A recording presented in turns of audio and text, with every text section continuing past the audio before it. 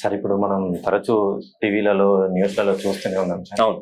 వివాహాలు 8, 17, 26 తేదీలలో ఉన్న వాళ్ళకి మాక్సిమం ఒక 90-95% తరచూ గొడవలు.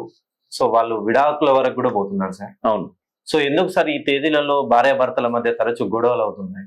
ఓకే, నేను ఒక విధంగా నేను చెప్పాలంటే ఒక విషయం చెప్తాను సార్. మా ఫ్రెండ్ ఒక ఆవిడ లాయర్ ఉంది, ఆమె Okay. ఫ్యామిలీ కోర్టు చూస్తుంది. ఓకే ఆవిడ నా క్లాస్మేట్. ఓకే నేను ఒక రోజు ఆవిడ నాకు ఫోన్ చేసినప్పుడు, చాలా రోజుల తర్వాత కలిసినప్పుడు, నేను ఆమె ఫ్యామిలీ సెషన్ కోర్టులో ఒక న్యాయవాది.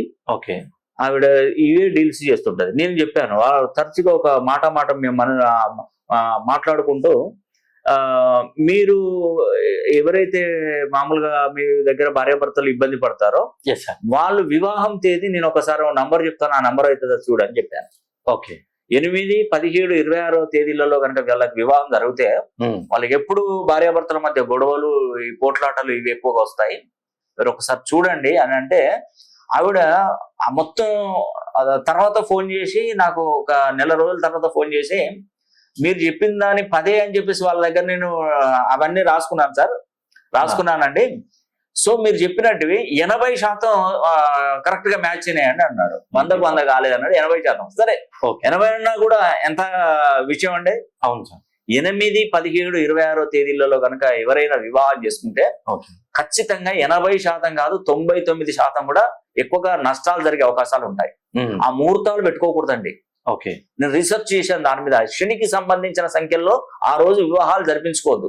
దానివల్ల ఏంటంటే, శనికి సంబంధించిన సంఖ్యలోనే ఎందుకు వివాహం చేసుకోవద్దు అంటే, శని ఎప్పుడు ఎలా ఉంటాడంటే, నిజాయితీగా ఉండేటువంటి వాళ్ళకి మార్పులు ఇస్తాడు, లేదంటే వాళ్ళని అనగదొక్కిస్తాడు, వాళ్ళని విడదీస్తాడు శనీశ్వరుడు. ఆయనకు ఒకటే మార్గం. ఎందుకంటే ఇప్పుడు భార్య ఇంట్లో పూజలు చేసుకుంటుంది, భర్త బయట పోయి ఏం చేస్తాడంటే, ఎవరినైనా కొట్టడమో, ఎవరి దగ్గర డబ్బులు లాక్కోవడమో, ఎవరికైనా అన్యాయం చేయడమో, ఎవరికైనా ఇబ్బంది పెట్టడమో చేస్తారు. చేసినప్పుడు శని వివాహం చేసుకున్నప్పుడు వాళ్ళని ఎవరైతే తప్పుగా జీవితం ప్రవర్తిస్తున్నాడో వాళ్ళకి శిక్షిస్తాడు. అంటే మీరు ఇద్దరు కలవడానికి లేదు, ఈవిడ మంచిది, అతను మంచివాడు కాదు కాబట్టి వాళ్ళని విడగొడతాడు. సార్ ఒక చిన్న సందేహం సార్.